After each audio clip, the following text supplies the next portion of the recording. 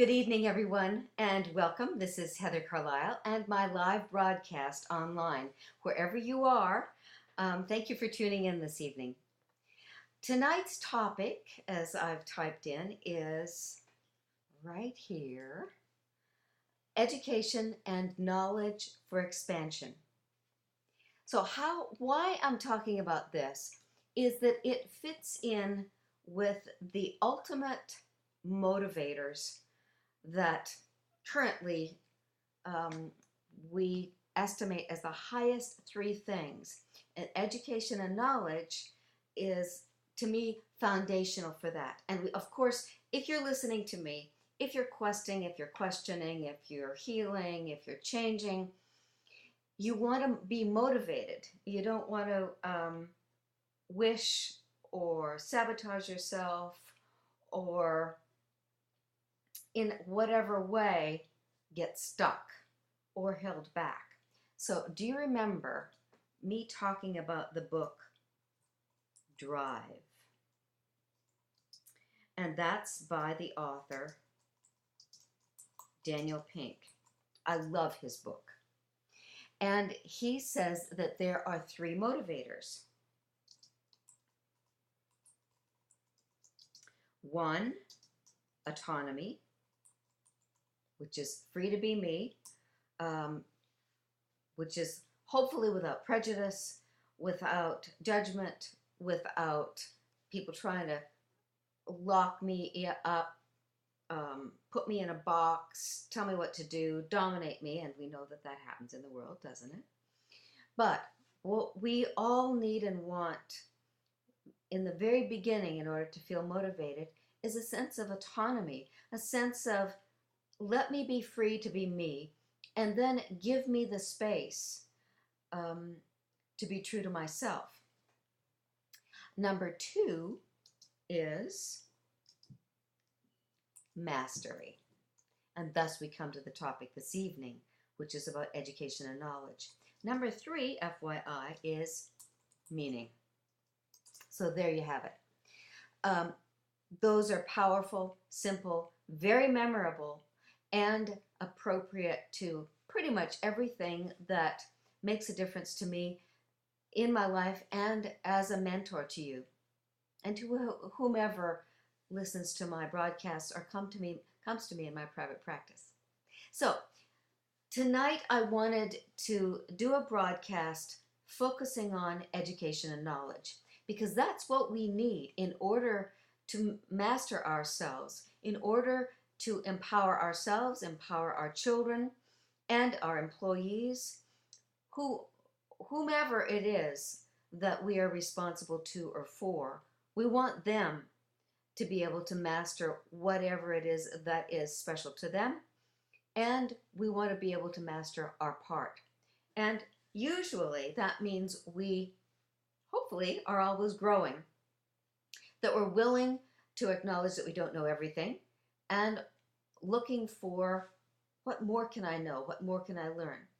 So of course, right in the middle of the work that I do on a day-to-day basis in my private practice office is mostly marriage counseling and then individual work. And people come to me not because they want to stay the same, right? They want to learn and grow, or they want something different. And I interpret that as, if we want something different, then we're going to have to learn and grow. Now, you and I know that oftentimes people will say, well, I'm fine, but that person has to learn and grow. And, well, I always say it's 50-50 if it's in a relationship. If there's something not working, then each one of us has a part of that. And what I want to know, of course, what's my part? And how do I master that so that I bring whatever it is that I'm capable of bringing to the table? So tonight I wanted to talk about how do we get knowledge and education. And we have an old concept that usually comes to mind when we're talking about knowledge and education. And I think about it as the classic Ivy League school system. even though we know that there's more than that and that our times have changed things. Classically, when people have a kind of an idealized image in their mind, what they think about is going to college, going to university, getting a degree, and if you want to do it at the highest level, then you go to one of those Ivy League colleges, or some college, or some university. Yes, that is a source of fabulous knowledge and information and education. And one of the things that I continue to remind us of, and the people who come to see me looking for more of who they can be, more of what they really want in the world that's, third motivator, meaningful to them. There are many, many sources, and sometimes we forget to come back to the first motivator, which is autonomy. There are many of us who are very suited to graduating great from high school, going into college or university, and really enjoying it, getting a great education, finding brothers and sisters in our fellow students who love and are pursuing the same topics, the same careers, the same interests that we are. And we are blessed by that for life. I'm sure you know people who now in their 40s and 50s and 60s, their dear friends sometimes are the ones that stretch right back to the ones that they found in college or university. Because it's like a magnet that draws people. If there's a college or a university that's teaching something wonderful, then there will be students from miles around and from other states, other countries, who come there to learn. And then you find lifetime friends. So it's not only your education, it's also the fiber of the richness of your friendships and your personal life. Sometimes it's your business partners or your colleagues. So that's unquestionable, and it's profoundly meaningful and a great way to find mastery. And what we do know is that that's not the only way. And so I want to remind us that knowledge and education, that pursuit, that possibility, that enjoyment, that luxury, that growth lasts a lifetime. So, thank you for tuning in tonight. And if you have any questions or any suggestions, any thoughts, I'm always interested to hear from you. And it's nice to have you here and that you type in a question or a thought or something that's even not related to what I'm sharing this evening, so that it's a live conversation that I can have with you. That's one of my favorite things to do. So thank you for tuning in with me tonight. So we're of course, what I was just describing is the wonder of classical education. Universities, colleges, etc. And sometimes, now those are online as well, which is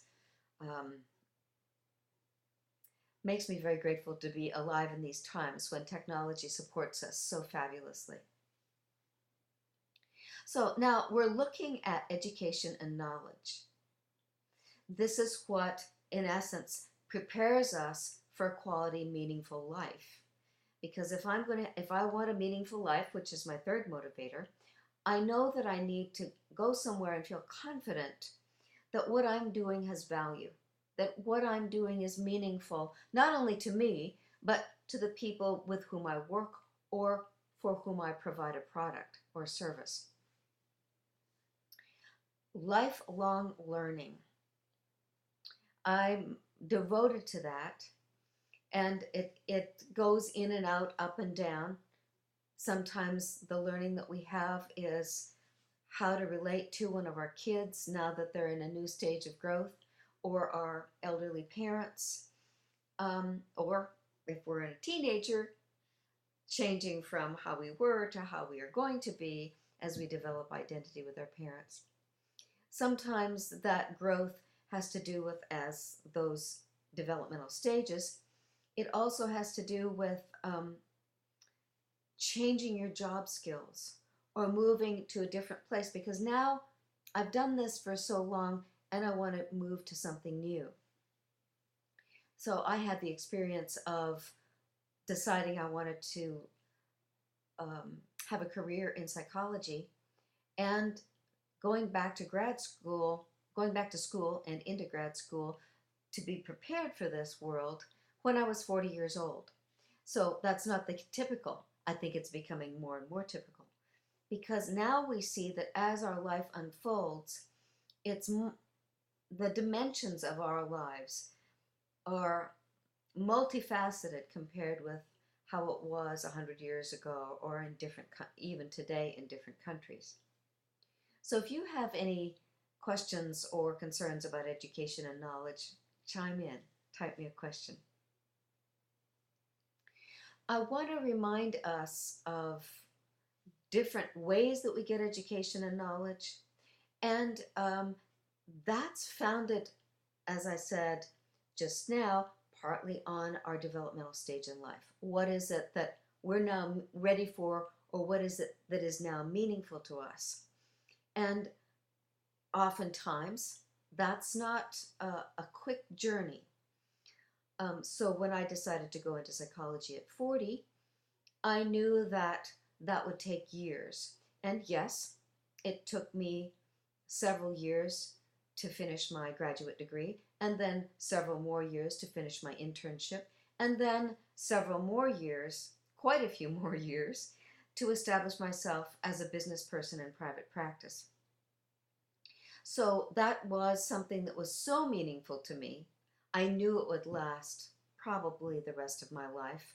I was willing to, quote unquote, pay those dues and do the preparation work and get the education necessary to put me in this position where I felt confident in it and responsible with my own integrity. So I knew that an investment of at least a decade was necessary, and I was up for it. I was interested in it, and it was indeed, and continues to be, probably always will be, endlessly fascinating to me, which means it's meaningful, and it's meaningful as well as I learn, while I'm also providing partly a service that comes from my own mastery. So some of us start over at a different state. Some of us learn in different places. So I'm thinking about the guy that maintains my car, and I love my car. When I go to the service center, I know that the guys in there are highly trained. They're efficient, they're effective, they know what they're doing. And I know that they didn't go to Yale or Harvard to learn that. That's not where you learn how to be an expert in that field. You go to a place where you actually work on cars, you know? Sometimes they do it by themselves with their dad or their uncle or their next door neighbor, sometimes partly in high school, but there are schools and places to learn that kind of knowledge and education to prepare for that kind of a meaningful job or career.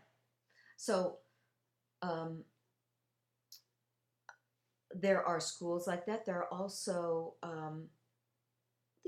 the old way of thinking about it as in a guild or an internship or an apprenticeship, where you go work side by side with someone. And I think that the people who have a family business or a family profession where the parents or the grandparents or the great-grandparents created some form of value to give to society, and then it's passed down generation after generation. And that is more like, depending of course on what the business is, it is more like an apprenticeship, where probably, like for example, one of the ladies that I knew long ago, she She married a man who owned a restaurant. She worked in the restaurant. And of course, their kids worked in the restaurant. They'd come there after school, they'd have their supper there, and they'd see what was going on. And then they'd end up having a role to play in the running of the restaurant. And sometimes families meld like that, and it's a wonderful tradition. Sometimes the children say, not ever know how, and they go in a completely different direction. I think so often how wonderful it is for a mom or a dad or a grandparent to see one of the kids interested and passionate about the family business and to invest themselves in it and to take it on. That means that they have to have that interest, but it also means that they have good relationship skills in that family where they get along with each other pretty well. Pretty well. Any questions, those of you who've tuned in this evening, or any examples that you have about how education and knowledge has appeared in your life? So we learn education and knowledge all along the lifespan. Of course, when we're in those first 5 years of life, we're learning things at a rate that those of us who are now adults can't even comprehend. And what I hope is that our kids have a full-time adult in their life who is fascinated by a little one and who is exploring and showing and reading and mentoring and teaching them all the different things that are in their space, knowing that the child may not yet have language or the language that we speak, but many other languages. And I'm particularly right now proud of our daughters-in-law who are doing this fabulously because they get to be a mom and they are always interested in showing and teaching the little ones. So there is that kind of education and knowledge that we can't go back and do. So one of the things that I'm always concerned with is if couples come to see me or families come to see me or individuals have kids in my private practice, I want to know that the kids are okay because their stage of learning and education is going to serve them for the rest of their lives in a certain way, more than what we can choose to do later on in life.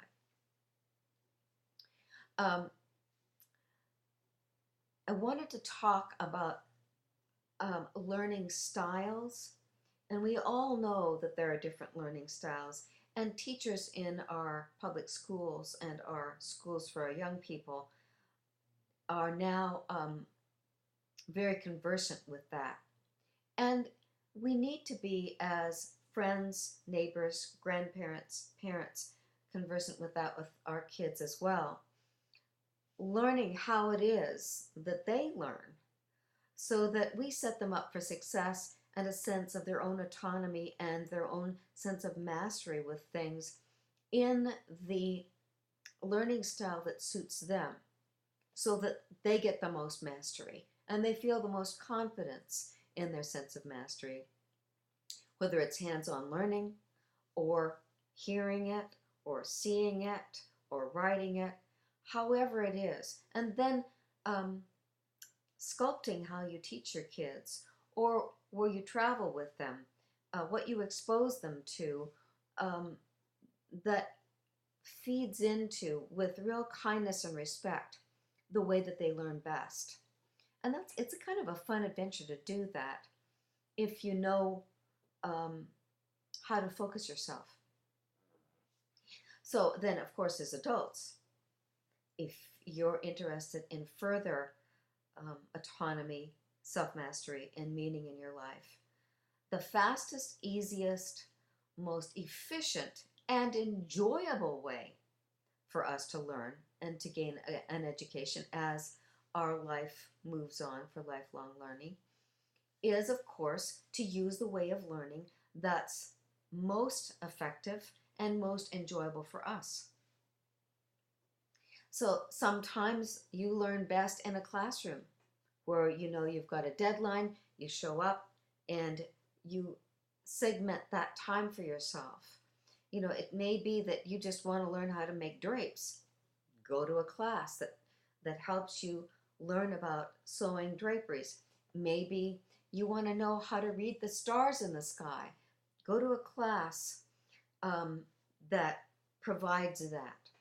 Or if you don't respond well to a social situation in a classroom, some people love it. It's very motivating for them, and it's fun to meet the other people in the class. Other people want to do it quietly and by themselves, and so that means online. I know that we are so fortunate these days with the plethora of education available free 24 hours a day on YouTube. YouTube started out with, simple things. Now we can get the greatest teachers in the world on YouTube whenever it is that we're ready to log in. So if that's the way you learn, enjoy noodling around and finding it. You can go to a formal course, or you can just say, like right now, I want to learn how to install a new lock in one of my a wooden file drawer. So my plan is to go to YouTube and learn from the guys who use Dremel tools, because I have one. So I know that I'm not up a creek with my Dremel tool. I know how to be safe. I know how to do it effectively, because I just go on YouTube and they're all out there showing me. They love to show me. So that's one place that we have for education and knowledge. That's such a fortunate blessing to all of us now.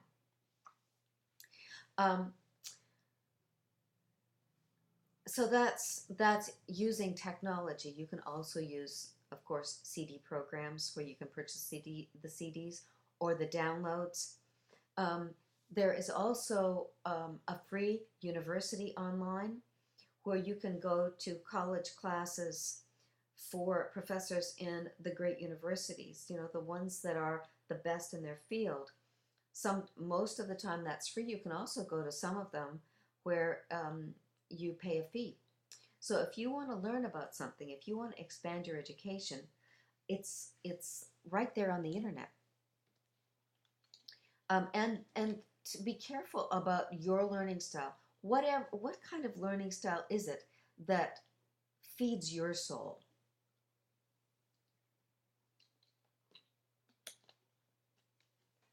So if you like to be in a social setting and you enjoy that, go to a class somewhere. If you like solitude, it's easy to find it on a computer or in books or in a correspondence course. If you like comfort, you can set yourself up at home or in some learning center that's close by for you. So know your learning style, and then, for example, if you decide that you have kinesthetic learning, you want to learn how to do some gardening, instead of going to a college or to YouTube or something online, go out to your local garden store where they sell plants and gardening equipment. They oftentimes have classes that they give or sponsor where somebody is right there teaching you. Or you can go to a class where, like for example with cooking, you're actually in a kitchen doing it with people and learning directly from them. Then if you want the real Cadillac, of course, decide that you want to learn something. You want an education and you want to learn something.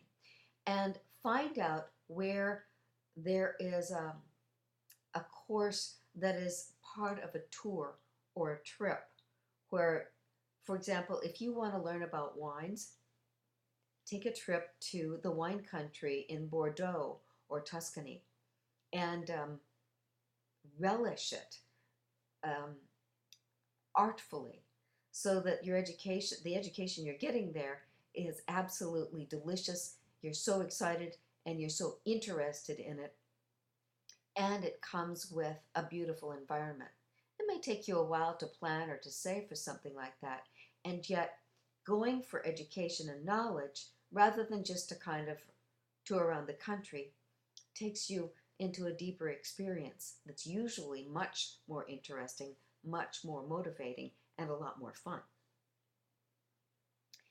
Um, Thank you so much for tuning in this evening. Um, if you have a thought or a question or something that's worked for you, please tune in. Um, I wanted to um, mention that when I learned about how many of our kids don't graduate from high school and how many of our kids drop out the first year of college, I was um, appalled and sad and discouraged, disappointed. Because, we talk a lot about getting our kids through high school, and we value that in this country, and helping them get into college and succeed in college. And yet, there is a huge percentage of our kids who drop out around about the 10th grade, so they don't complete high school, or maybe they get their GED, which is not the same, of course. They miss out on so many things. And there's a large percentage of kids who drop out the first year of college. They just, by themselves, don't make it. It was interesting to me to read about a study that identified the one most important thing that those kids are missing. And this falls squarely on us as adults, not the teachers, us as adults, as in terms of parents, friends, neighbors, people in the community, something that we can do. And the most powerful thing is that which we do in a sort of a role model or example or mentoring role. So if we want to contribute to better learning and knowledge education for our teenagers, our young people, which then contributes for the rest of their life, right? Because if we learn to succeed in school, we've got some skills that last us a lifetime. We know how to learn, we know how to study, we know how to take tests, and we know how to succeed in that part of learning. And once you develop those, they're going to be applicable in all different ways in your personal and professional life. So, aren't you curious about what this one thing is that can contribute more to our youth and our high school students succeeding in graduating from high school and staying with college, even junior college? It is how the adults in their life are social in the community, connecting to people in the community, and taking our kids along with us. Isn't that interesting? As adults, it's our lifestyle that contributes more than anything to our kids' success in school and with their education. Now, I don't know about you, but my connections in the community are I shouldn't say most of, but they're in my personal life. That's a lot of my fun. It's a lot of what enriches me and my life. And so if I have connections in the community, and I may not even take my kids with me. They just see me go off and come back and see what I do and know that an adult does that. They meet my friends. They meet my fellow students, my fellow hobbyists, my fellow sports enthusiasts, whatever it is, and they have connections with other, hopefully healthy and productive adults. Isn't that interesting?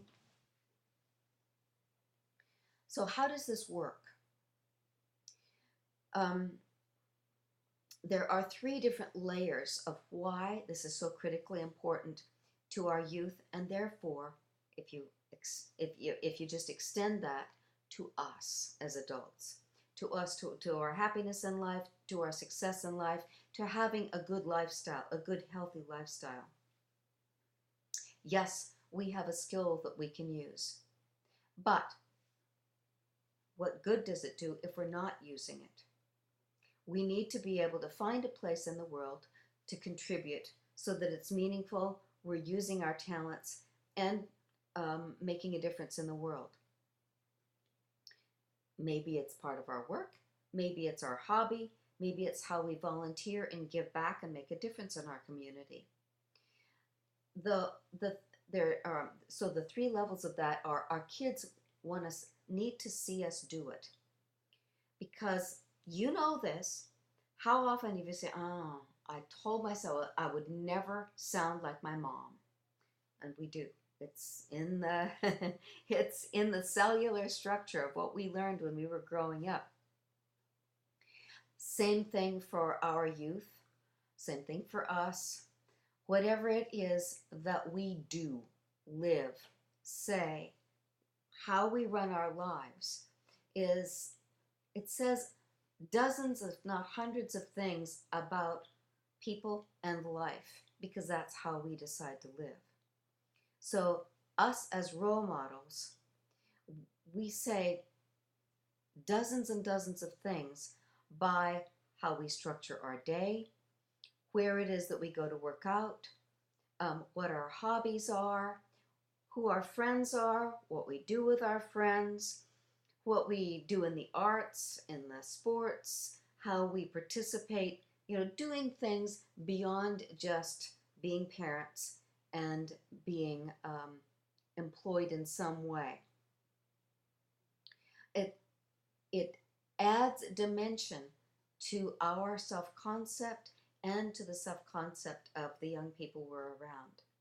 So they then get a sense of, this is what it is to be a human being. So there's that one, how we are role models. And I know when we are around kids, we hold ourselves to the most excellent that we can know and be. So it's a motivator for us because we know we are role models. Number two, it's an opportunity for those around us, our kids, our young people, and our friends, to experience that world themselves. Which means if you take your son or your daughter or a friend working out with you, they find out how to do it and they see other people doing it, and then it becomes one of their menu items in lifestyle and in life. It's like, oh, I could do that. Oh, people do that. Yeah, and it's appealing to me. You take your child with you when you sing in the choir, or they see you sing in the choir. You take your child or your youth or your friend with you to one of the hardware stores where you're figuring out what to get to build something. You take someone or a youth with you boating on the lake, and they get to experience how you behave yourself. Are you doing it with integrity? Are you doing it also with a good sense of humor and fun? And then they get to meet the other people in that boating community, that lake community. So the first one is we are the role model. We're doing it ourselves. Number two, they get to experience it with you. So they may not be doing it at your level, and yet they're side by side experiencing how that is and making all kinds of inferences about, oh, this is possible. Oh, people do this. Oh, I like that. Oh, well, that's really cool. I'm not going to do it, but I like that people do that, or I like how they do that. So that's the second one. And then the third motivator of keeping education, keeping people successful in education, is networking. I don't particularly like that word. It usually feels loaded, but networking in the sense that, let's take an example. Somebody has a need, like I'm thinking of a friends, part of our family. How in their neighborhood was an ice cream store. And the kids, whole stream of kids through the years worked at the ice cream store. So the third thing happens there is that the children meet, or the young people or your neighbors meet other people who are doing other things. And so maybe one of your neighbors or one of your kids or one of your friends says, gee, I'd like a part-time job. And you know about the ice cream store, and you say, well, you know what? The ice cream store, they always have part-time work available, and they're really nice people there. Come on, let's go over there and I'll introduce you. That's the connection.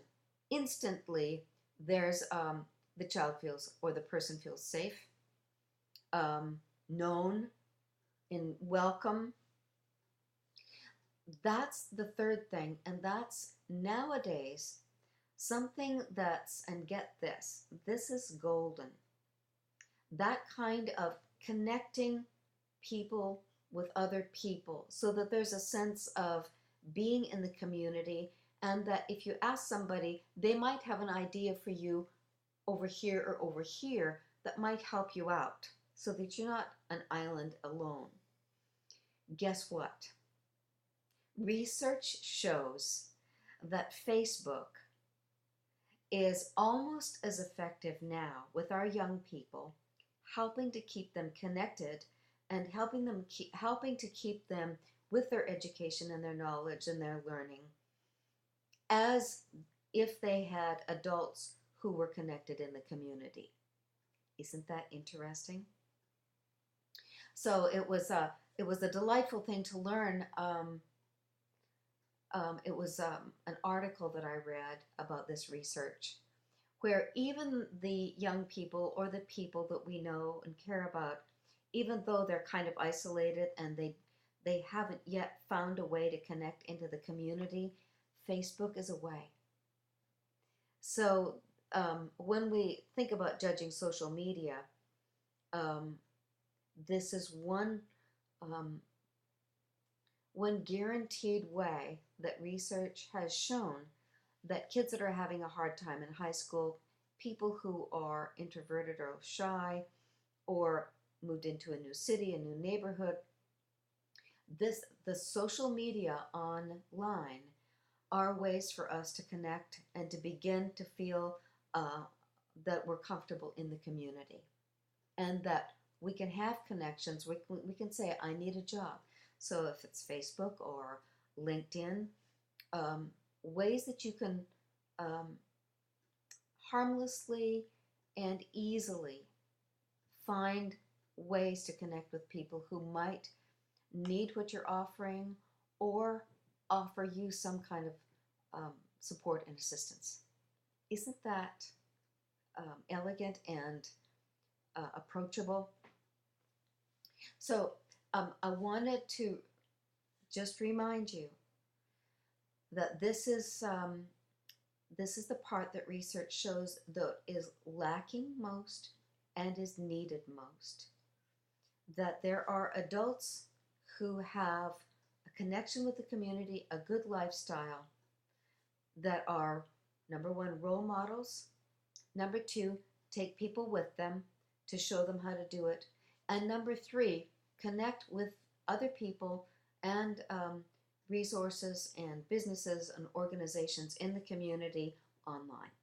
So by doing it ourselves, by taking people with us, and by connecting that way on the internet. Any questions, any thoughts on that piece of research, which I find quite fascinating because it's doable, isn't it? And so when we get concerned about education and knowledge, and our kids getting the education and knowledge that we want them to, the social connections, the community connections, those are some of the most powerful influences that keep kids in high school after 10th grade, where they're connected with adults, they're connected with their peers, hopefully with extracurricular activities. So, learning and education. You know that when I bring up that topic, most of us respond to that topic, and we have discouragement right now about our public education system and wanting it to function better, knowing that we know so much now that might improve the education for our people, and yet we're not ready to implement. So we're in a time of transformation, and knowing more of what we need to do and not having the knowledge or the wherewithal to go in that direction speedily. Therefore, I want us to grab onto the things that are available to use them. And so remember, being connected with the community, being connected with your friends, being connected with people who are doing interesting things is the most effective way for you to learn and get an education.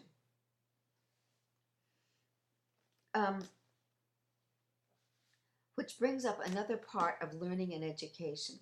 When I teach lifestyle design, and that part of my work called Rewriting Your Future, most of us intelligent people are doing pretty well with most things in a lifestyle design. There are two things that I think oftentimes in these days at least need more emphasis and more understanding of what the real values are. Now this is not only for, I just want to write myself a note here to make sure I remember to tell you this.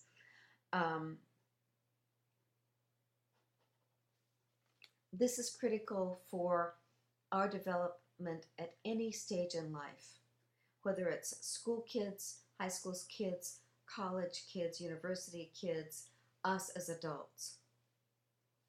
We tend to be very practical and want to be responsible and do our job. And there's a lot of education and information available on our professions. I'm interested in lifestyle design, which means that we have a healthy, happy lifestyle, and we are great role models for the people around us and for our kids. So let me just use as an example a high school student. And if you have any questions on this or any thoughts, I'm happy for you to chime in and have a conversation with me.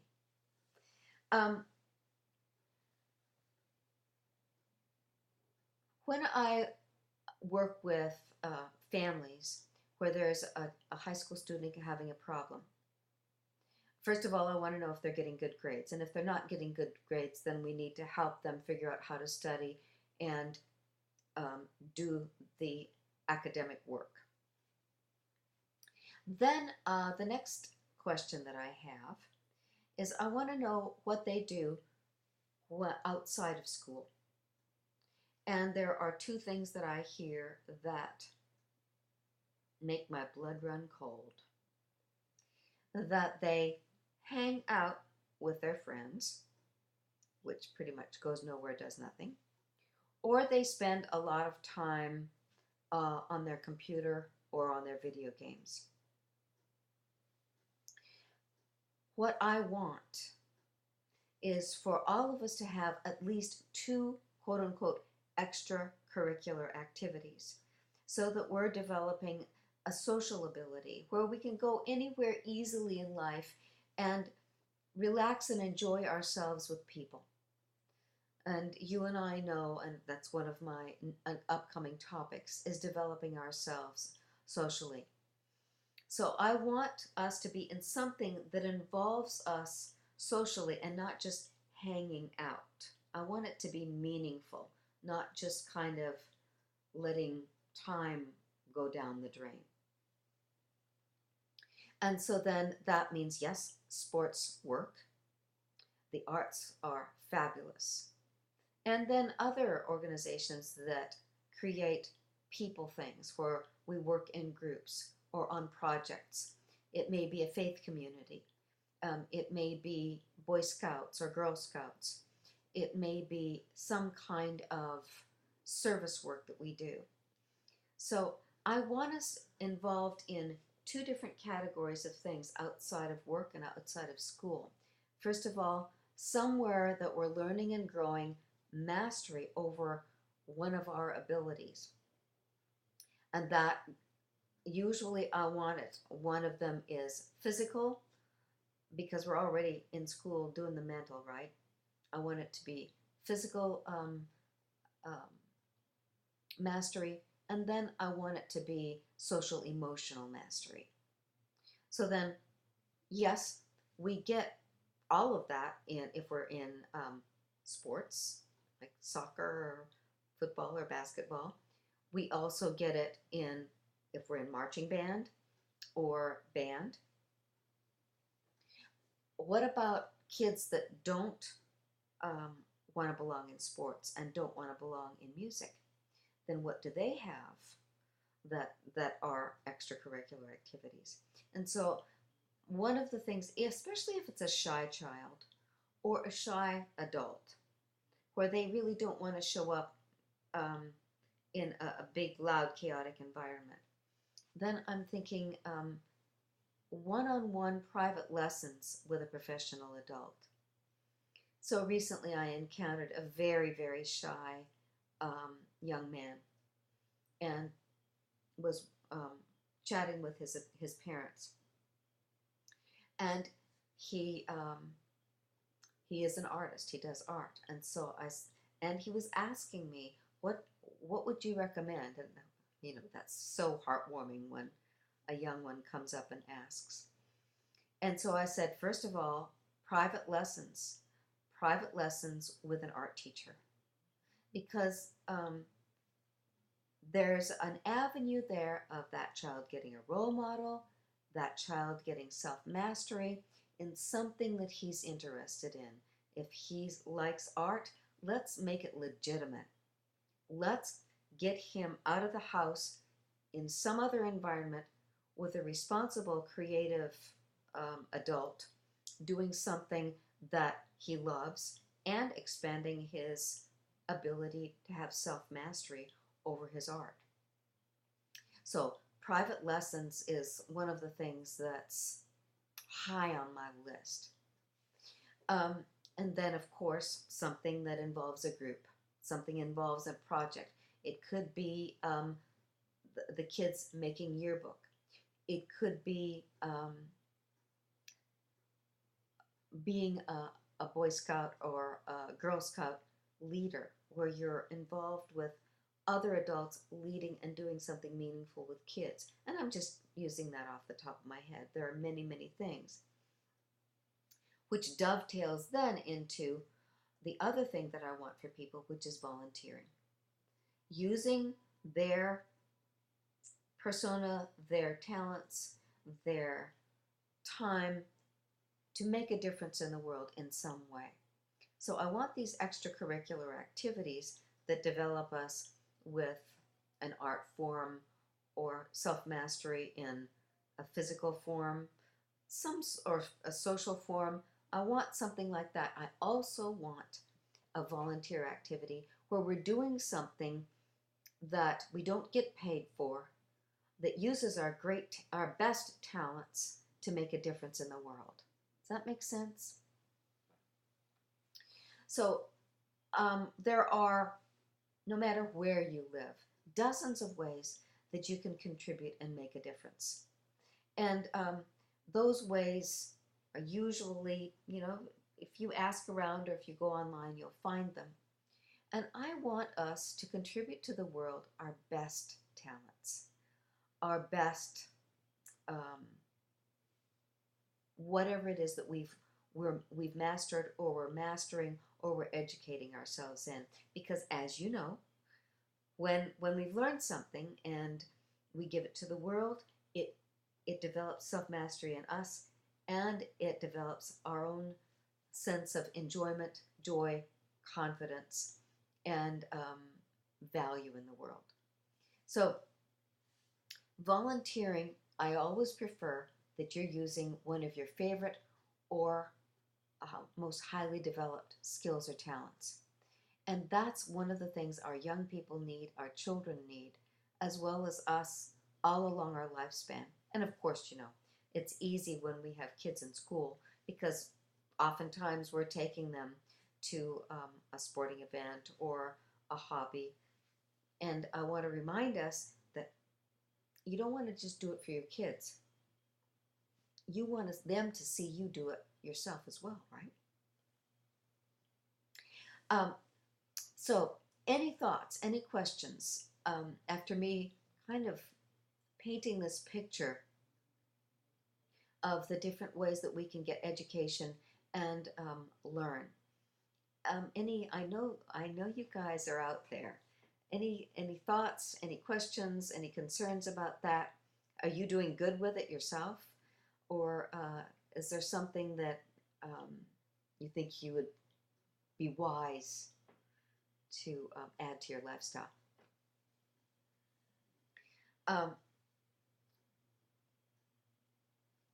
This also, I want to add on to that, is critically important not only for our self-development, but learning and education is important for our young people, our kids, our grandkids. They want to see us do that. They need to be doing it themselves. And it's also critically important to our relationships and especially to our marriages. You know that saying that we all know, if you want a good marriage, you have to work on it. Part of the working on it is side by side as a man and a woman going into the world as volunteers to contribute something to the community. Yes, each one of us as individuals can do that, and I recommend it, but I also ask the couples with whom I work, find something where as a unit, as a husband and wife team or a team of intimate partners, that you find something mutual where you go together. And, sometimes that's, you go together, one of you is a soccer coach and the other one makes sure that the carpool is organized for the games. Or maybe it's supporting an art gallery that has specific kinds of artists and art that you like, and the two of you go there to contribute. Maybe you contribute your business skills, or maybe your, just generic skills where you are there to welcome people or be on the board. But that's something that I want all the couples with whom I work, when they come to me for marriage counseling, I want them to find something that they do where they are contributing to the world. And that then adds to their education and their knowledge as they contribute, not only in whatever field they're contributing, wherever they're volunteering, but it contributes to their knowledge and education about each other and about their relationship.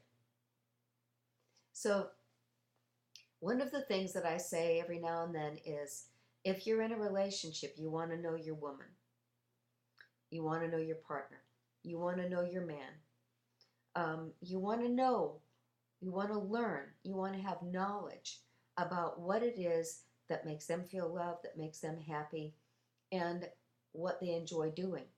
And out of that subset that the two of you share, find a way to go into the world together as a team and make a difference. Because that is then a way that you learn about each other. You learn how to make a better difference in the world in a certain field or in a certain endeavor that you ordinarily wouldn't learn about.